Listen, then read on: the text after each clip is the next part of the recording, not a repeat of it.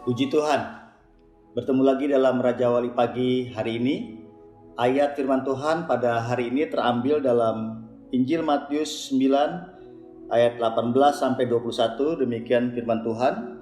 Sementara Yesus berbicara demikian kepada mereka, datanglah seorang kepala rumah ibadat, lalu menyembah dia dan berkata, "Anakku perempuan baru saja meninggal, tetapi datanglah dan letakkanlah tanganmu di atasnya, maka ia akan hidup." Lalu Yesus pun bangunlah dan mengikuti orang itu bersama-sama dengan murid-muridnya. Pada waktu itu, seorang perempuan yang juga 12 tahun lamanya menderita pendarahan, maju mendekati Yesus dari belakang dan menjamah jumbai jubahnya. Karena katanya dalam hatinya, "Asal ku jamah saja jubahnya, aku akan sembuh." Puji Tuhan. Bapak Ibu Saudara sekalian, kita sudah mendengar suatu kisah di mana Yesus dalam kehidupannya selama 3,5 tahun yang dilakukan adalah berkhotbah, mengajar, menyembuhkan, dan membuat tanda mujizat. Sampai pada suatu waktu terjadi ketika Yesus sedang mengajar, datanglah pimpinan sinagog atau rumah ibadah orang Yahudi yang bernama Yairus. Pemimpin ini memohon kepada Yesus bahwa anaknya perempuan baru saja meninggal dan ia percaya Yesus sanggup membangkitkan. Di dalam cerita berikutnya, maka Yesus beserta murid-murid dan semua orang banyak pergi menuju rumah Yairus. Ada satu kisah menarik di tengah perjalanan Yesus menuju rumah Yairus. Diam-diam dari belakang seorang wanita yang sudah 12 tahun sakit pendarahan datang mendekat dan menjamah ujung atau jumbai jubah Yesus. Dan kita tahu ceritanya, dia beriman, "Asal ku jamah saja, sakitku akan sembuh." Bapak Ibu semua, di dalam adat Yahudi, orang Farisi, imam-imam, termasuk Yesus Rabi, di dalam sehariannya memakai jubah dengan ada jumbai, 4 buah jumbai di ujung jubahnya. Kalau kita baca di dalam Bilangan 15 ayat 37 sampai 41, maka ditulis gitu, Tuhan berfirman kepada Musa, "Berbicaralah orang Israel dan katakanlah pada mereka bahwa mereka harus membuat jumbai-jumbai pada punca baju mereka turun-temurun, dan dalam jumbai-jumbai punca itu haruslah dibubuhi benang ungu kebiru-biruan. Maka jumbai itu akan mengingatkan kamu apabila kamu melihatnya kepada segala perintah Tuhan, sehingga kamu melakukannya dengan tidak lagi menuruti hatimu atau matamu sendiri, seperti biasa kamu perbuat dalam ketidaksetiaanmu terhadap Tuhan." Maksudnya supaya kamu mengingat dan melakukan segala perintahku dan menjadi kudus bagi Allahmu. Bicara jumbai di dalam adat tradisi orang Yahudi adalah sebagai peringatan, deklarasi Tuhan dalam hidup mereka bahwa Tuhan sudah menyertai dan bahwa kita wajib menuruti segala perintahnya.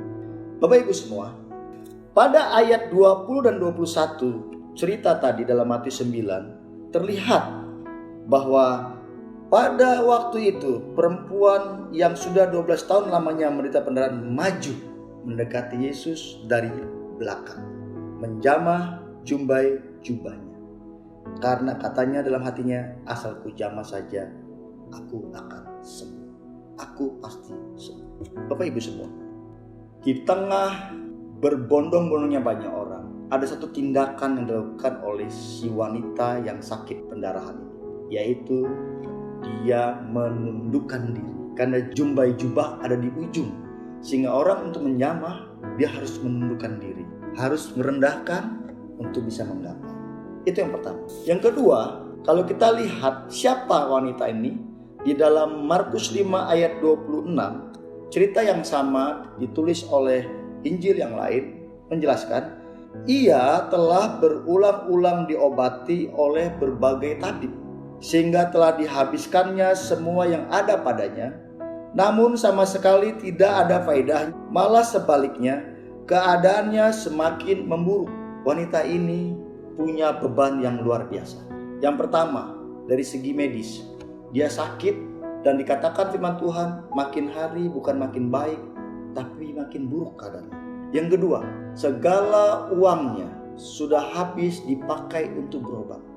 Secara finansial, wanita ini ada dalam kondisi yang tidak baik. Yang ketiga, sakit 12 tahun pendarahan buat seorang wanita pada masa itu adalah yang sangat menderita sekali. Kenapa? Wanita sakit 12 tahun pendarahan pasti dia tidak bisa hamil. Dan pendarahan di zaman itu adalah sesuatu yang najis, sehingga dia bisa saja dikucilkan dari kehidupan sosial. Lengkap sudah penderitaan wanita ini, secara medis dia sakit, makin hari makin terus menurun, secara finansial dia habis, dan secara sosial dia dikucilkan. Tapi ada satu tindakan yang menarik dilakukan. Meskipun hal itu membuat secara iman dia merasa tidak bertumbuh, dia tidak berani menghadap Yesus secara face to face, dia hanya sembunyi-sembunyi dari belakang untuk menggapai jubah Yesus. Tapi dia ada tindakan iman. Dia gapai ujung jubah Yesus, dan dengan iman dia bilang, asal ku jamah saja, aku akan sembuh. Bapak Ibu semua, bagaimana dengan kita?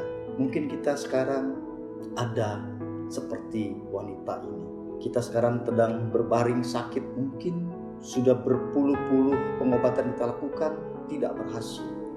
Mungkin secara ekonomi ada yang sedang finansial ada di paling bawah, sehingga seperti tidak punya daya untuk bersaing, memenuhi kebutuhan hidup. Atau bahkan sedang dikucilkan dalam keadaan sosial lingkungannya karena kesalahan atau apapun yang dianggap menjadi aib. Sebagaimana wanita ini melangkah dengan iman, berani dengan satu tindakan melangkah menggapai jubah Yesus, dia akan sembuh. Mari kita semua pun akan mendapat hal yang sama dengan iman.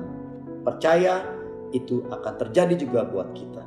Di dalam Markus 6 ayat 55 dan 56, maka berlari-larilah mereka ke seluruh daerah itu dan mulai mengusung orang-orang sakit di atas tilamnya kepada Yesus. Di mana saja kabarnya ia berada, kemanapun ia pergi, ke desa-desa, ke kota-kota, atau ke kampung-kampung, orang meletakkan orang-orang sakit di pasar dan memohon kepadanya supaya mereka diperkenankan hanya menjamah jubahnya saja, dan semua orang yang menjamahnya menjadi sembuh.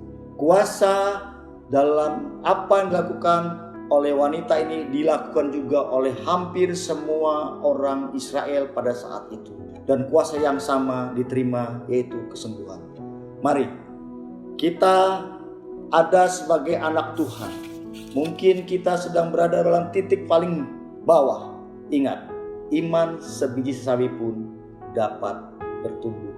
Kita masih memiliki iman untuk kembali seperti bagaimana jumbai itu adalah peringatan akan ketaatan kita kepada Tuhan. Mari kembali taat pada Tuhan, dan kita percaya Tuhan yang melalui Yesus Kristus yang kita kenal tidak berubah dulu, sekarang, sampai selamanya. Dan akhirnya di dalam Ibrani 12 ayat 2-3, marilah kita melakukannya dengan mata yang tertuju kepada Yesus, yang memimpin kita dalam iman dan yang membawa iman kita itu kepada kesempurnaan, yang dengan mengabaikan kehinaan tekun memikul salib, ganti sukacita yang disediakan bagi Dia yang sekarang duduk di sebelah kanan tahta Allah.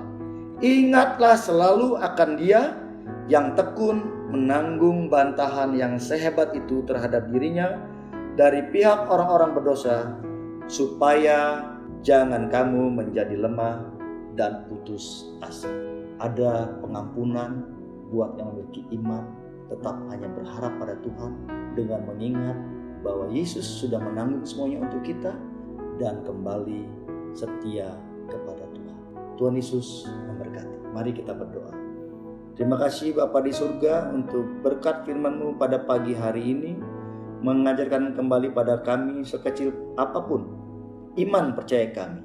Bila kami melakukan dengan tindakan dan percaya pada satu peringatan akan kedahsyatan-Mu, peringatan akan milik yang berharga, peringatan akan kami semua adalah umat-umat ketebusan-Mu. Kami percaya senantiasa Tuhan tidak berubah dulu, sekarang, sampai selamanya, sehingga kami boleh mendapatkan kepuasan, kebebasan, dan lepas dari segala yang membelenggu kami. Terima kasih Tuhan Yesus. Dalam nama Yesus kami sudah berdoa. Haleluya. Amin. Jangan lupa pada hari ini, hari Sabtu, saudara-saudara jemaat Raja Wali, doa masing-masing di rumah mulai jam 2 sampai jam 5 sore, baik secara pribadi maupun secara keluarga, masing-masing mengambil waktu 30 menit sesuai dengan pokok-pokok doa yang sudah disediakan. Tuhan Yesus memberkati.